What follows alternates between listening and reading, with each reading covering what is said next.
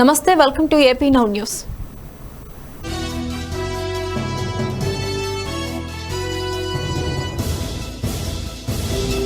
దేశంలో corona virus విజృంభణ 24 గంటల్లో 32,695 కరోనా కేసులు.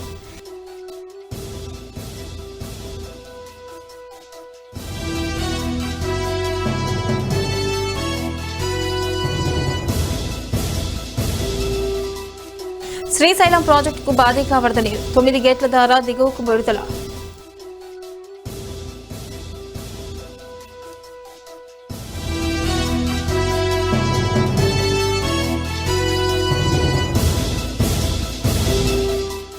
జగన్ అక్రమ నగదు తమిళనాడులో దొరికిపోయింది. ట్విట్టర్లో నారా లోకేష్ విమర్శలు.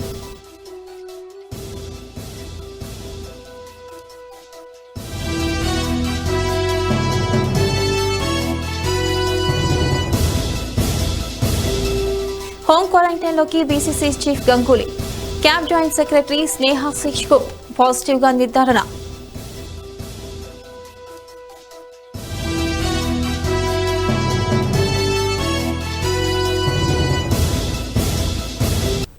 డీటెయిల్స్ చూస్తే దేశంలో కరోనా వైరస్ విజృంభిస్తుంది. గత 10 రోజులుగా 25 నుంచి 29 వేలకు పైగా కేసులు నమోదవుతుండగా మొదటిసారిగా 30,000 మార్కును దాటాయి. అన్ని రాష్ట్రాల్లో కరోనా కేసులు పెరిగిపోతూ ఉండడంతో దేశంలో పాజిటివ్ కేసుల సంఖ్య అధికమవుతున్నాయి. దీంతో దేశవ్యాప్తంగా గత 24 గంటల్లో రికార్డు స్థాయిలో 32,695 పాజిటివ్ కేసులు నమోదవగా 606 మంది మరణించారు. ఇప్పటి వరకు దేశంలో నమోదైన కరోనా కేసుల సంఖ్య 9,68,876కు చేరింది. ఇందులో 6,12,815 మంది బాధితులు కోలుకోగా 3,31,146 కేసులు యాక్టివ్ గా ఉన్నాయి. అదేవిధంగా దేశంలో కరోనా బారిన పడిన వారిలో 24,915 మంది బాధితులు మరణించారని కేంద్ర ఆరోగ్య కుటుంబ సంక్షేమ శాఖ ప్రకటించింది. దేశంలో నిన్న ఒకే రోజు 3,26,826 మందికి కరోనా పరీక్షలు చేశామని Indian council of medical research ప్రకటించింది. దేశవ్యాప్తంగా జూలై 15 వరకు 1,27,39,490 నమూనాలను పరీక్షించామని వెల్లడించింది.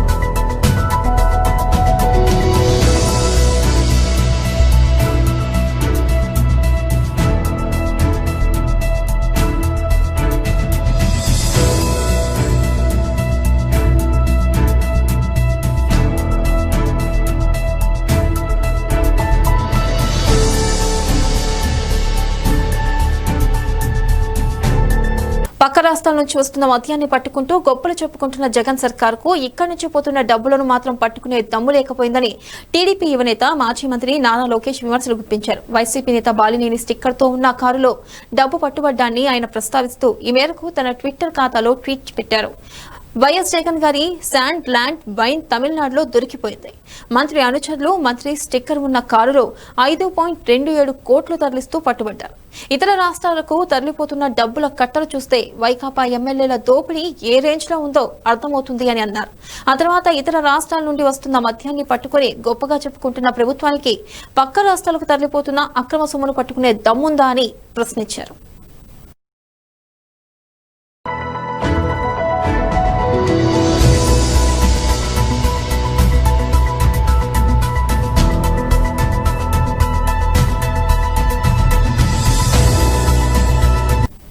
శ్రీశైలం ప్రాజెక్టుకు భారీగా వరద నీరు వచ్చి చేరుతుంది. ఎగువ కురుస్తున్న భారీ వర్షాలకు తోడుగా జూరాల, హాంద్రినివా ప్రాజెక్టుల నుంచి విడుదల చేసిన నీరు సైతం శ్రీశైలంలోకి వచ్చి చేరుతుంది.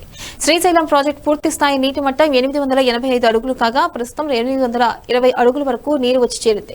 ప్రస్తుతం 79,999 క్యూసెక్ల నీరు ప్రాజెక్టులోకి వస్తుంది. ప్రాజెక్టులో నీటి నిల్వ 255 టీఎంసీలు కాగా ప్రస్తుతం 40.99 టీఎంసీల నీరు నిల్వ ఉంది. శ్రీశైలానికి ఎగువ భాగాన ఉన్న జూరాలకు 62,000 క్యూసెక్ల నీరు వస్తుండగా 82,000 క్యూసెక్ల నీటిని 9 గేట్ల ద్వారా దిగువకు విడుదల చేస్తున్నారు.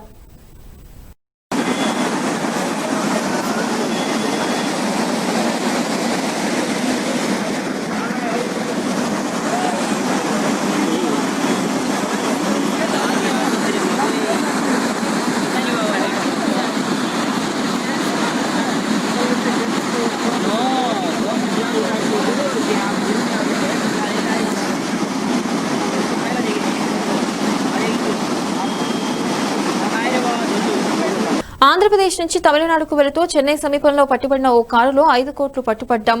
ఆ కారుపై ఒంగోలు ఎమ్మెల్యే బాలినేని శ్రీనివాస్ స్టిక్కర్ ఉండడంతో ఇది వైసీపీ అక్రమ సంపాదనని పక్క రాష్ట్రాలకు తరలిస్తున్నారని విమర్శలు వెల్లువెత్తుతున్న వేళ బాలినేని స్పందిస్తూ ఓ వీడియోను విడుదల చేశారు. ఈ కారుకి పార్టీకి సంబంధం లేదన్నారు. ఈ విషయం విచారణలో తెలుస్తుందని తెలిపారు. తనకు తెలిసినంత వరకు కారుపై ఉన్న స్టిక్కర్ ఒరిజినల్ కాదని జిరాక్స్ కాపీ అని వ్యాఖ్యానించారు. ఆ వాహనం తమిళనాడులో రిజిస్టర్ అయ్యిందని గుర్తు చేసిన ఆయన స్టిక్కర్ ఫోటో కాపీ అని దీన్ని మీడియా వారు పరిశీలిస్తే వారే గుర్తించగలరని అన్నారు. ఈ డబ్బు తనకు సంబంధించినది మాత్రం కాదని అన్ని కోణాల్లో విచారణ జరిపించాలని డిమాండ్ చేస్తున్నారని అన్నారు. తప్పు ఎవరిదైనా శిక్షించాలని డిమాండ్ చేశారు. పట్టుకోవటం జరిగింది అని నాకు మార్నింగ్ తెలిసింది. ఆ వెహికల్ సంబంధించి మరి దాని మీద నా పేరు స్టిక్కరు ఉందని చెప్పి పోలీసులు మరి మీడియా వాళ్ళు చెప్పడం జరుగుతుంది. అది ఒకసారి మీడియా వాళ్ళు పరిశీలించాల్సిన అవసరం ఉంది. ఆ స్టిక్కర్ అనేది ఫోటోస్టాట్ తీసుకున్నటువంటి ఫోటో జెరాక్స్ తోటి ఉన్నటువంటి స్టిక్కర్ అది. కాబట్టి ఒకసారి అందరూ కూడా అది పరిశీలించాలని చెప్పి కోరుకుంటా ఉన్నా. యాక్చువల్గా ఆ కార్లో ఉన్నటువంటి డ్రైవర్లు ఒంగోలు వాళ్ళు అవటం వల్ల అది ఒంగోలు ఎమ్మెల్యేకి సంబంధించి డబ్బు అయి ఉంటుందని చెప్పి మాట్లాడుతూ ఉన్నారు. 5 కోట్లు దాంట్లో ఉందని చెప్పి చెప్తా ఉన్నారు. అది మాకు సంబంధించినటువంటి డబ్బులు మటు కాదు. ఏ పరిస్థితిలో ఒకసారి అన్ని కోణాలు కూడా ఎంక్వైరీ చేయాలని కోరుకుంటా ఉన్నా. దీనికి మనకు అదిలో ఆ వెహికల్ కూడా తమిళనాడు సంబంధించిన రిజిస్ట్రేషన్ సంబంధించిన వెహికల్, మళ్ళీ ఎవరిదో కూడా ఒకసారి ఎంక్వైరీ చేయి. ప్రతిష్టాత్మక ఉస్మానియా జనరల్ ఆసుపత్రిని మళ్లీ మురుగునీరు ముంచెత్తింది. బుధవారం మధ్యాహ్నం కురిసిన భారీ వర్షానికి పాత భవనంలోని సూపరింటెండెంట్ ఛాంబర్ సహా కారిడార్, మేల్ వార్డులు ఉస్మాన్ సాగర్ను తలపించాయి. ఆసుపత్రిలోకి వరద నీరు ముంచెత్తడంతో వార్డుల్లో చికిత్స పొందుతున్న ఇన్ పేషెంట్లు మాత్రమే కాదు, వారికి చికిత్సలు అందిస్తున్న వైద్య సిబ్బంది సైతం బెంబేలెత్తిపోయారు. 100 ఏళ్ల క్రితం నిర్మించిన ఈ భవనం ఇప్పటికే చాలా వరకు శిథిలావస్థకు చేరుకుంది. తరచూ పైకప్పులు పెచ్చులు ఊడిపోతూ ఉండడం, స్లాబ్ సహా గోడలకు పగుళ్లు ఏర్పడడంతో చిన్నపాటి వర్షం కురిసినా నీరు కిందకింకుతుంది. వర్షపు నీటికి మురికి నీరు తోడై వార్డులను ముంచెత్తడంతో రోగులు ఇబ్బంది పడాల్సి వచ్చింది.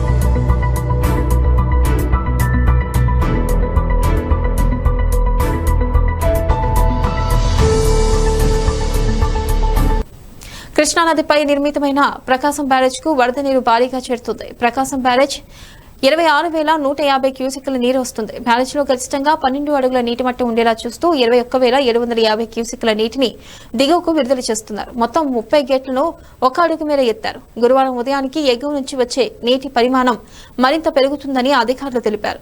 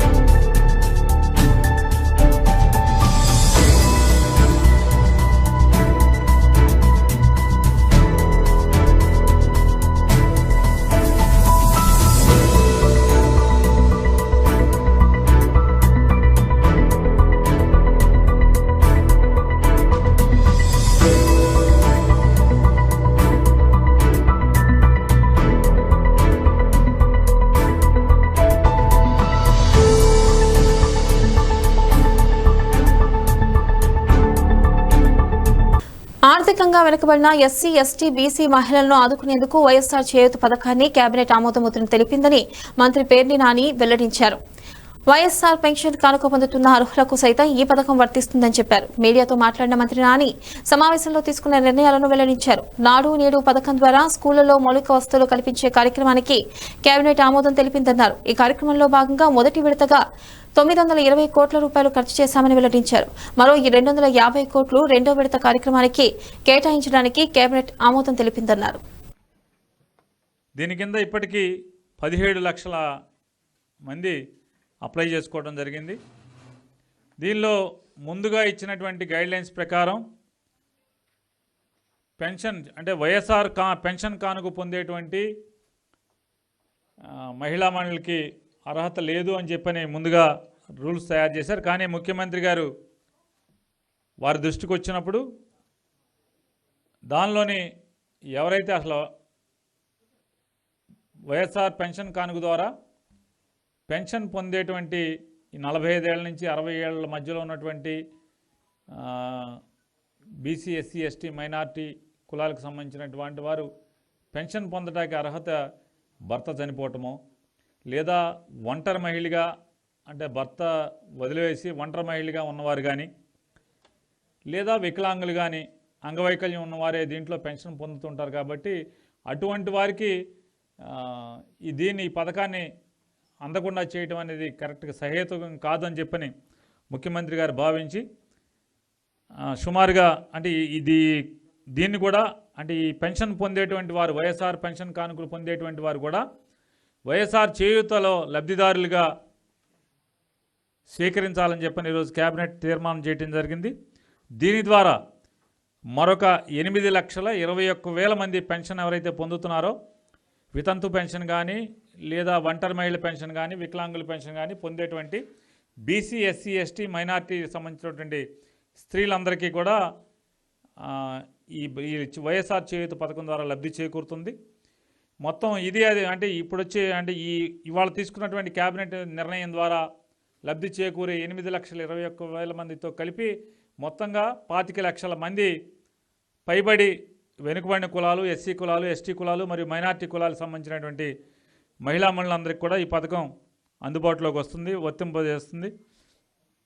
అట్లాగే నాడు నేడు పథకం ద్వారా జగన్మోహన్ రెడ్డి గారు ఈ రోజు ఉన్నటువంటి అంటే నిన్నటి వరకు జగన్మోహన్ రెడ్డి గారి ప్రభుత్వం వచ్చేప్పటికీ ఉన్నటువంటి పాఠశాలల పరిస్థితి, అలాగే తర్వాత దాన్ని మార్పు చేసి అందంగా తయారు చేసి నేడు అనే దాని మీద ఆ ప్రోగ్రాం చేపట్టి రాష్ట్ర వ్యాప్తంగా 44,509 స్కూల్స్ని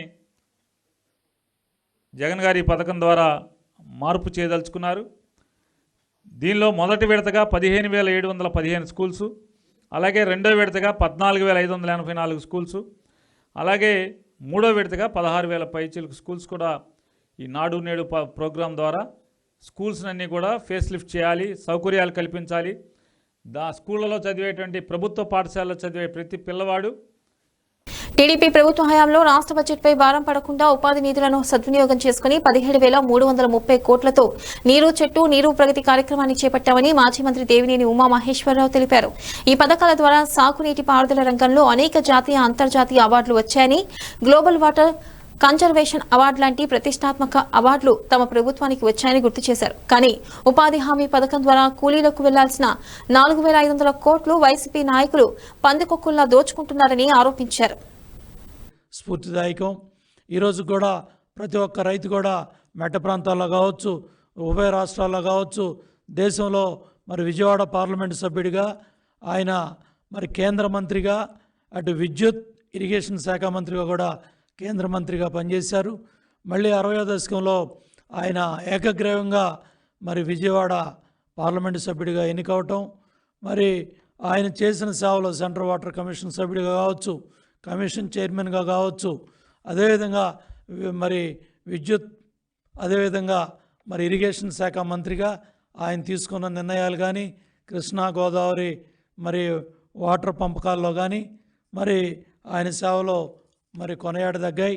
ఆయన ఆత్మకు శాంతి కలగాలని ఏదైతే మరి ప్రతి సంవత్సరం కూడా చంద్రబాబు నాయుడు గారు మరి ఇంజనీర్లందరినీ కూడా స్ఫూర్తి వచ్చే విధంగా ఆయన పుట్టినరోజు నాడు అవార్డులు ఇవ్వటం కానీ, బాగా కష్టపడి పనిచేసిన ఇంజనీర్లని ప్రోత్సహించడం కానీ అవన్నీ కూడా మరి తెలుగుదేశం ప్రభుత్వ హయాంలో జరిగాయి. ఆ విధంగా ఈ నలుగురు మహానుభావులను కూడా కాటన్ మహాశయులు, డాక్టర్ కేఎల్ రావు గారు, అదేవిధంగా మోక్షగుండం విశ్వేశ్వరయ్య గారు, శ్రీరామకృష్ణయ్య గారు, ఈ నలుగురు పుట్టినరోజులను కూడా ఒక రాష్ట్ర పండగలాగా ఇంజనీర్లు గర్వపడే విధంగా, రైతాంగం మరి గుర్తుపెట్టుకునే విధంగా ఈ మహానుభావుల సేవలన్నీ కూడా భావితరాలకి గుర్తుపెట్టుకునే విధంగా, ముఖ్యంగా డాక్టర్ కేఎల్ రావు గారు మరి ఆయన కళ గంగా కావేరి అనుసంధానం, నదుల అనుసంధానం. అటువంటి నదుల అనుసంధానాన్ని మరి డాక్టర్ కేఎల్ రావు గారి అదే మానసపుత్రిక, అటువంటి నదుల అనుసంధానాన్ని స్ఫూర్తిగా తీసుకొని చంద్రబాబు నాయుడు గారు మరి గోదావరి కృష్ణ అనుసంధానాన్ని మరి తీసుకోవటమే కాకుండా పట్టిసీమ ఎత్తిపోతల పథకం ద్వారా గోదావరి కృష్ణ అనుసంధానం ద్వారా మరి పట్టిసీమ నీళ్ళ ద్వారా, పోలవరం రైట్ కెనాల్ ద్వారా, బుడమేరు ఛానల్ ద్వారా మరి ఇబ్రహీంపట్నం ఫెర్రీ, పవిత్ర సంగమం దగ్గరికి 326 టీఎంసీలు. చౌకగా ఇంటర్నెట్తో పాటు నాణ్యతగా ఫైబర్ నెట్ సేవలు అందించడమే లక్ష్యమని పరిశ్రమలు, మౌలిక సదుపాయాల శాఖ మంత్రి మేకపాటి గౌతమ్ రెడ్డి అన్నారు. ఫైబర్ నెట్ కు ఉన్న డిమాండ్ నేపథ్యంలో రానున్న 2 నుంచి 3 ఏళ్ల కాలంలో 60 లక్షల మంది సబ్స్క్రైబర్లకు ఫైబర్ నెట్ సేవలు అందిస్తామన్నారు. ఇప్పటికే 10 లక్షల మందికి పైగా సబ్స్క్రైబర్లు ఉన్నారన్నారు. అనుకున్న లక్ష్యానికి అనుగుణంగా దశల వారీగా కొత్త సబ్స్క్రైబర్లను పెంచుతామన్నారు. ఆంధ్రప్రదేశ్ రాష్ట్ర ఫైబర్ నెట్ లిమిటెడ్ పై సమీక్ష నిర్వహించారు. ఈ సందర్భంగా గ్రామ పంచాయతీ మండలాల్లో రూటర్ల సంఖ్య వీలైనంత వరకు తగ్గించడంపై దృష్టి పెడుతున్నామన్నారు. రాష్ట్ర ప్రభుత్వంపై ఆర్థిక భారం పడకుండా ఉండేలా చూడడానికి ప్రత్యేక చర్యలు చేపడుతున్నామని వ్యాఖ్యానించారు.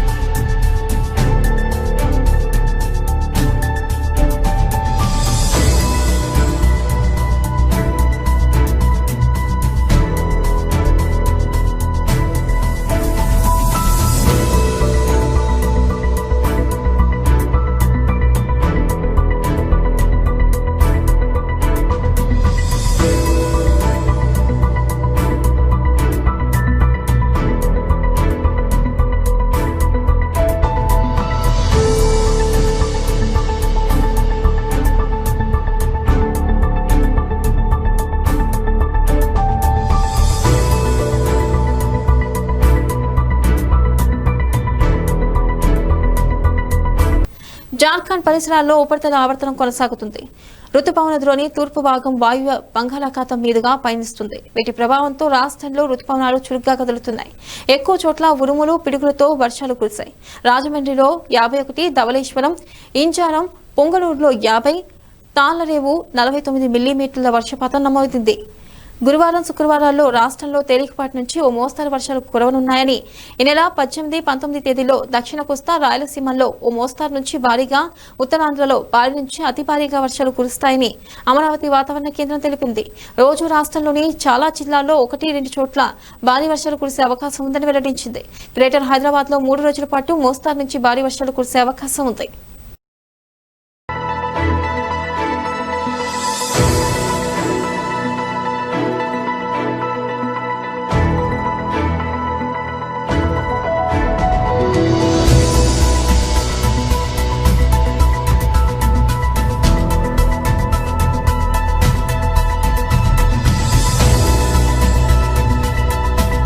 టీమిండియా టీమిండియా మాజీ captain BCC chief Sourav Ganguly home క్వారంటైన్లోకి వెళ్లారు.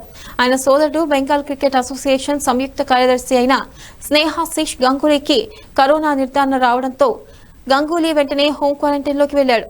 బెంగాల్ ఫస్ట్ క్లాస్ మాజీ ఆటగాడైన స్నేహాశిష్ గత కొంతకాలంగా జ్వరంతో బాధపడుతున్నారు. దీంతో కరోనా పరీక్షలు చేయించుకోగా కోవిడ్ సోకినట్టు నిర్ధారణ అయింది. దీంతో అతన్ని బెల్లె ఫ్లూ ఆసుపత్రిలో చేర్చారు.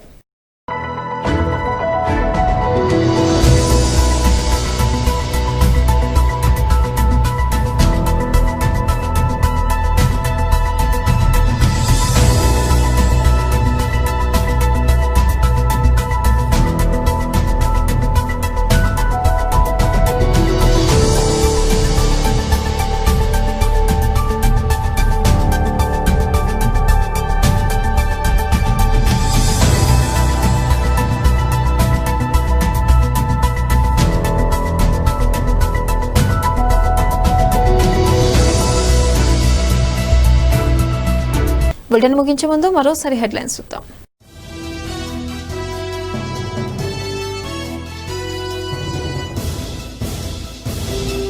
దేశంలో కరోనా వైరస్ విజృంభణ 24 గంటల్లో 32,695 కరోనా కేసులు.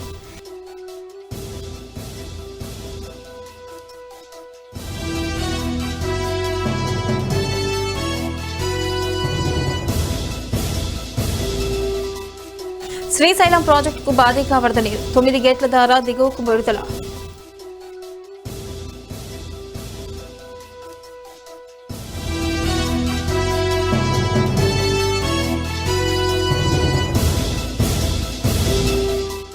జగన్ అక్రమ నగదు తమిళనాడులో దొరికిపోయింది. ట్విట్టర్లో నారా లోకేష్ విమర్శలు.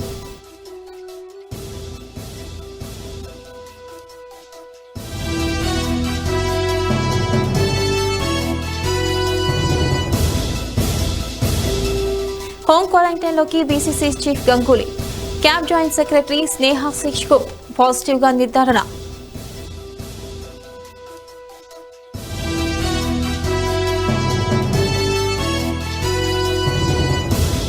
ఇవి ఇప్పటివరకు అప్డేట్స్. మరిన్ని అప్డేట్స్ తో మళ్ళీ కలుసుకుందాం. Keep watching AP now news.